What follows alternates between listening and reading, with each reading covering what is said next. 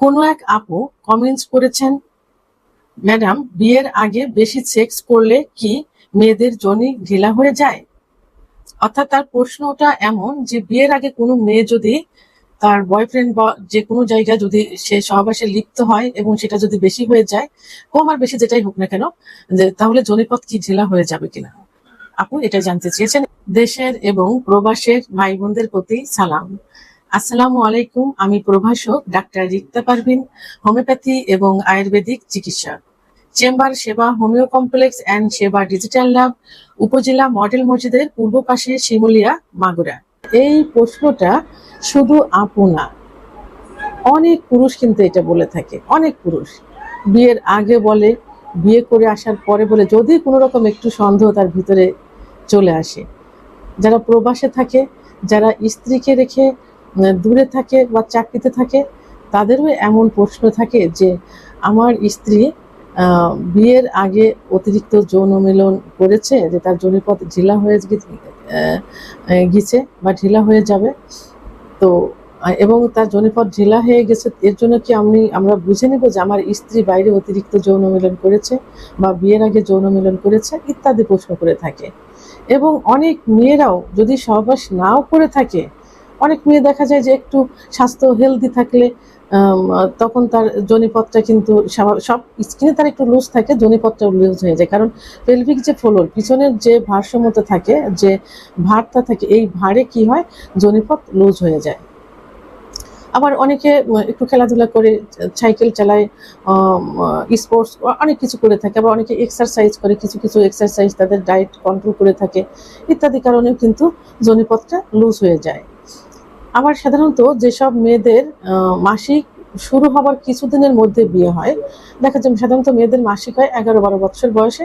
যদি 14-15 বছর বয়সে বিয়ে হয়, তাহলে তো সেটা তো টাইটই থেকে যায়। কারণ তা বিয়েটা তো মানে তার যৌবনটা মাসিক শুরু হবার কিছুদিন পরে হয়েছে।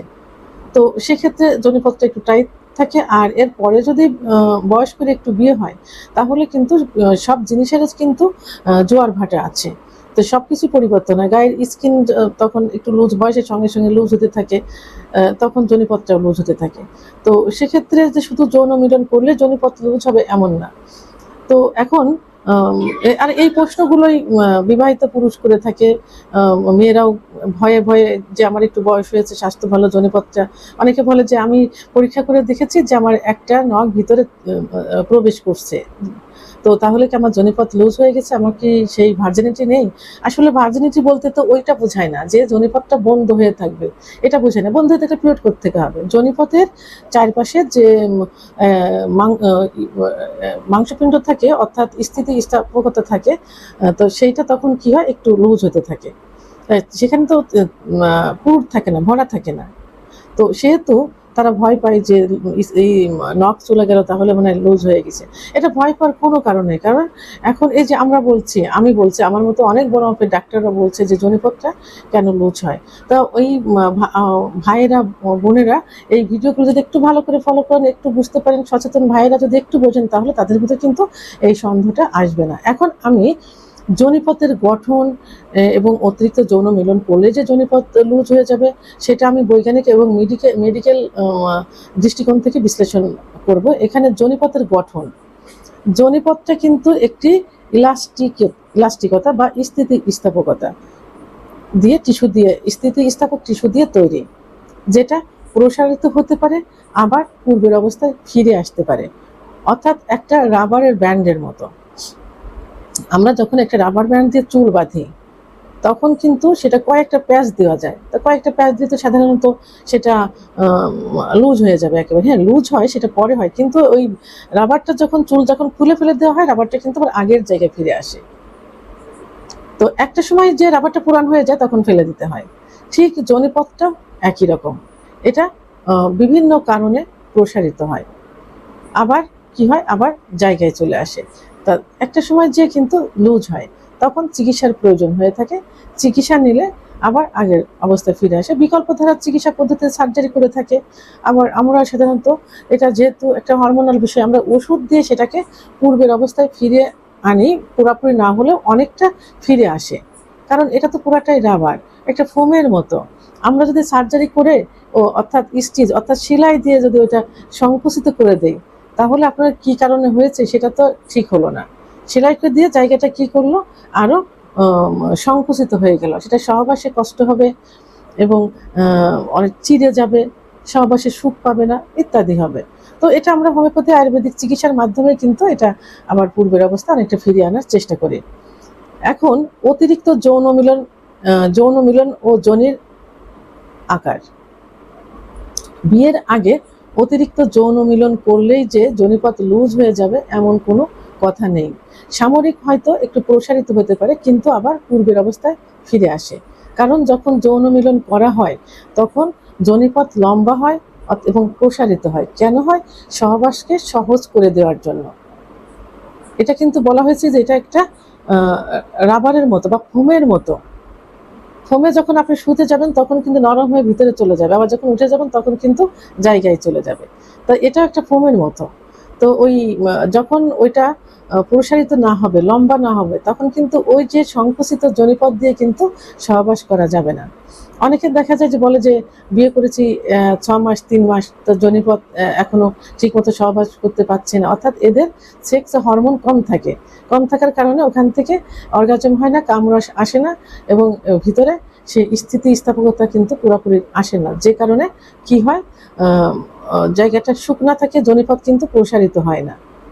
যেটা বলা হয়েছে যে সহবাসের সময় প্রসারিত এবং লম্বা হয়, অনেকের এটা হয় না, সেই হরমোনটা কম থাকে, তখন চিকিৎসা নিলে কিন্তু এটা ঠিক হয়ে যায়।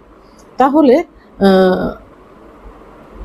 তাহলে যোনিপথ সহবাস করলেই যে প্রসারিত হবে এমন না, এটা স্বাভাবিক নিয়মেই সহবাসকে সুখের করে দেওয়ার জন্য কিন্তু প্রসারিত হয় এবং লম্বা হয়। যেসব কারণে যোনির স্থিতিস্থাপকতা বিচ্যুতি হতে পারে, সে কারণগুলো আমি এখন বলবো। প্রথম যে কারণটা সেটা হলো প্রসব অর্থাৎ ডেলিভারি যখন হয় কোনো গর্ভবতী, তখন যে বাচ্চাটা আসে সেই বাচ্চাটার ওয়েট কিন্তু যদি পরিপূর্ণ মাস পুরে হয়, 40 সপ্তাহ পুরে হয়, তাহলে কিন্তু প্রায় 3.5 কেজি 3 কেজি 600 গ্রাম কি 3 কেজি 200 গ্রাম, অনেকে 4 কেজি পর্যন্ত কিন্তু হয়ে থাকে বাচ্চার ওয়েট। তো সেক্ষেত্রে কিন্তু জায়গাটা অনেক প্রসারিত হয়। তো এই যে এটা অনেকটাই কিন্তু জায়গায় ফিরে আসে, কিন্তু এটা একটু সময় লাগে। এটা কিন্তু প্রসারিত হওয়ার জন্য অর্থাৎ যোনিপথ ঢিলা হওয়ার জন্য কিন্তু অনেকটা দায়ী থাকে।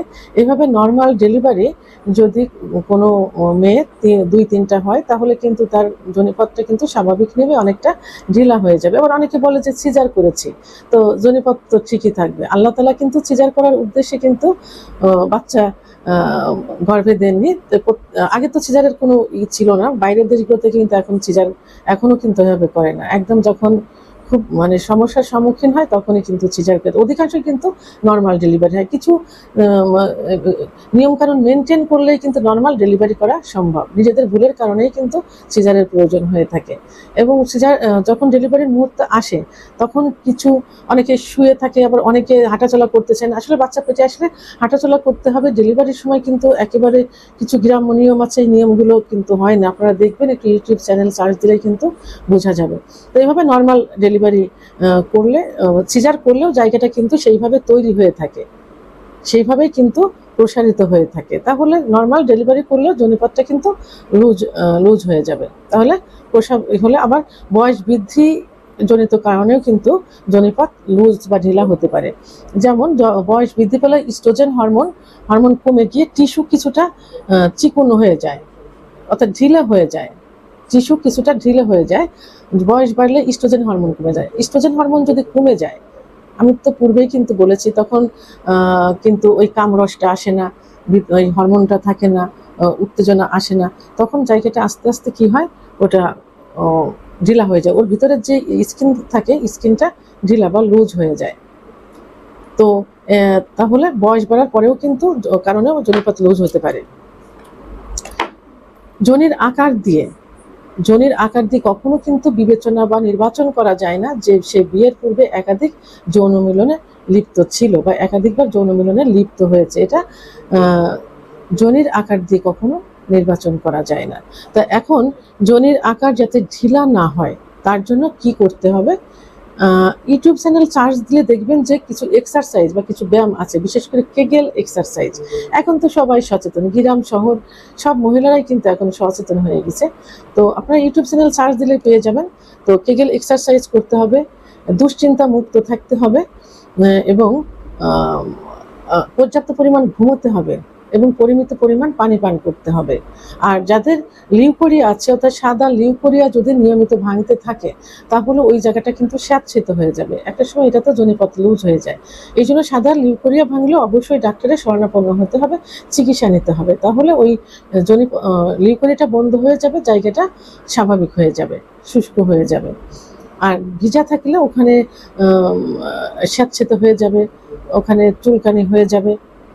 তো এই জন্য এই দিকে খেয়াল রাখতে হবে, পরিষ্কার পরিচ্ছন্ন রাখতে হবে সবসময়, এবং ওখানে সাবান ব্যবহার করা যাবে না, সাবান থেকে দূরে থাকতে হবে, পরিষ্কার পরিচ্ছন্ন রাখতে হবে। আর জনিপথের ভিতরে নখ দিয়ে পরিষ্কার করার কোনো প্রয়োজন নেই, কারণ জনিপথের পরিষ্কার রাখার জন্য এক ধরনের ভালো ব্যাকটেরিয়া আছে যেটা জনিপথকে সুস্থ সবল রাখে, এবং জনিপথের ভিতরে কোনো খারাপ ব্যাকটেরিয়া থাকলে সেগুলো কিল করে, অর্থাৎ মেরে ফেলে।